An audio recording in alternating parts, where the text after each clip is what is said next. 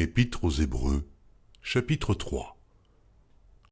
C'est pourquoi, frères saints, qui avez part à la vocation céleste, considérez l'apôtre et le souverain sacrificateur de la foi que nous professons, Jésus, qui a été fidèle à celui qui l'a établi, comme le fut Moïse dans toute sa maison, car il a été jugé digne d'une gloire d'autant supérieure à celle de Moïse, que celui qui a construit une maison a plus d'honneur que la maison même. Chaque maison est construite par quelqu'un, mais celui qui a construit toute chose, c'est Dieu. Pour Moïse, il a été fidèle dans toute la maison de Dieu comme serviteur, pour rendre témoignage de ce qui devait être annoncé.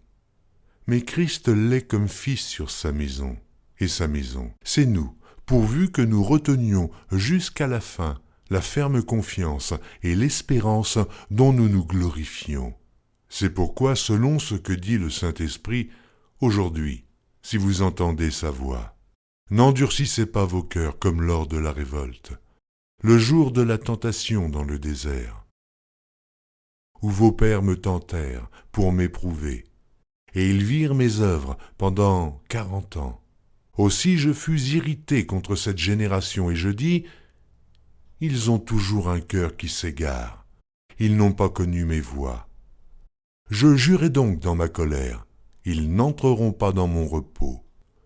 Prenez garde, frères, que quelqu'un de vous n'ait un cœur mauvais et incrédule, au point de se détourner du Dieu vivant.